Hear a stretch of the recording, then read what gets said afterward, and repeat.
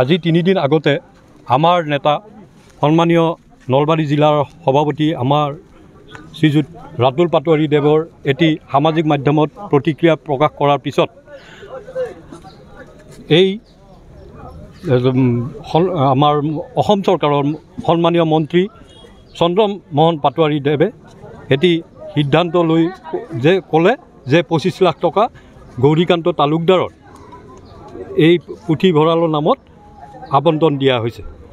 কিন্তু তেওঁলোকে ইমান দিনে কি মনে মনে আছিলে নেকি আপোনালোকৰ স্বচ্ছ আৰু নিকাৰ এই স্বৰূপ আপোনালোকে চাৰিওফালে খালি আপোনালোকক লাগে লাগে লাগে লাগে শেষত গৈ এই মহিৰহ ব্যক্তিগৰাকীৰ নামত নামাংকৃত কৰা এই অনুষ্ঠানটো য'ত নেকি আমাৰ অনুষ্ঠানটোৰ পশ্চিম দিশত আছে ছোৱালী হাইস্কুল আৰু পূব দিশত আছে আপোনাৰ হস্পিটেল আৰু লগতে হায়াৰ ছেকেণ্ডেৰী স্কুল দুখন শৈক্ষিক প্ৰতিষ্ঠানৰ মাজত সদায় পুথিভঁৰালে ইয়াত সামঞ্জস্যতা পায় কাৰণ কিতাপৰ লগতে সম্পৰ্ক থাকে ছাত্ৰ ছাত্ৰীৰ। কিন্তু তেওঁলোকৰ এই হঠকাৰী সিদ্ধান্ত আৰু স্বৈৰাচাৰী সিদ্ধান্তৰ মৰ্মে তেওঁলোকে কি কৰিলে এৰাতিৰ ভিতৰতে সেই পুথিভঁৰালটো ভাঙি তেওঁলোকৰ মধুপুৰ মণ্ডলৰ কাৰ্যালয় স্থাপনৰ কাৰণে তেওঁলোকে আধাৰশিলা স্থাপন কৰে। ধিক্কাৰ দিছোঁ আমি সমজৰে ধিক্কাৰ দিছোঁ। ইমান লাগে নেকি আপোনালোকে যদি আপোনালোকে আবণ্টন দিছে 25 লাখ টকা আৰু সেই মাটিটো তেতিয়াহ'লে আপোনালোকে সেই মাটিটোত যিটো মাটি আপোনালোকে গৌৰীকান্ত তালুকদাৰৰ কাৰণে আপুনি যোৱাকালি আবণ্টন দিছে সেই মাটিটোত আপোনালোকৰ কাৰ্যালয়টো বনাই নলয় কিয়? আপোনালোকে গৌৰীকান্ত তালুকদাৰৰ সেই মহিৰহ ব্যক্তিগৰাকীৰ মান মহিয়ান কৰা এই জেগাখিনি আপোনালোকে খৰ্ব কৰি পেলালে এটা সিদ্ধান্তৰ বাবে।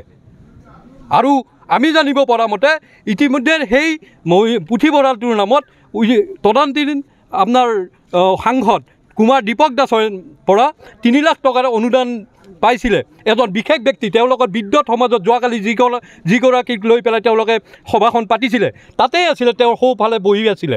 তেওঁই আমাক হিচাপ দিয়ক সেই 3 লাখ টকা কি কৰিলে তেওঁ 3 লাখ টকা। আৰু তেওঁলোকে সেই দুৰ্নীতিপৰায়ণ ব্যক্তিকেইগৰাকীক তেওঁলোকে সোঁৱে বাৱে লৈ আজি তেওঁলোকে উঠি পৰি লাগিছে তেওঁলোকে বিজেপিৰ কাৰ্যালয় স্থাপন কৰাৰ বাবে। আজি আমাৰ চামতা অঞ্চলত গৌৰীকান্ত তালুকদাৰ বুলি ক'লে আমাৰ যথেষ্ট আমাৰ এই অঞ্চলটো এটা হেৰিৰ ফালে ধাৱবান হয়। কাৰণ কিয় তেওঁৰ মান মৰ্যাদা আৰু তেওঁক লৈ আমি এই অঞ্চলটোৱে আমি স্বাভিমান কৰিব পাৰোঁ। গতিকে আমি সজোৰে পুনৰবাৰ আমি কংগ্ৰেছ দলৰ পৰা আমি তেওঁক এই কাৰ্যক ধিক্কাৰ জনাইছোঁ আৰু তেওঁক মহোদয়ক এই 25 লাখ টকা তেওঁৰ দিলে তাৰ বাবে আমি ধন্যবাদো জনাইছোঁ।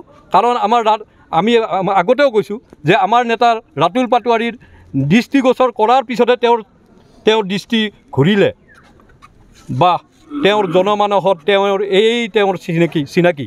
গতিকে আমি তেওঁলৈ পুনৰ ধিক্কাৰ জনাই আৰু তেওঁক অনুৰোধো জনাইছোঁ তেওঁ নিজৰ ভাৱমূৰ্তি মহীয়ান কৰাৰ স্বাৰ্থত অন্ততঃ তেওঁৰ সিদ্ধান্ত বাতিল কৰিব লাগে।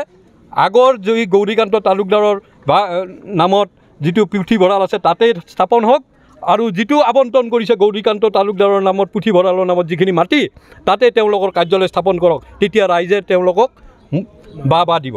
এইখিনিয়ে কৈছোঁ আৰু আগত আপোনালোকৰ সহায় সহযোগিতা পাই আমি ধন্যবাদ জ্ঞাপন কৰিছোঁ আমাৰ দলৰ পৰা।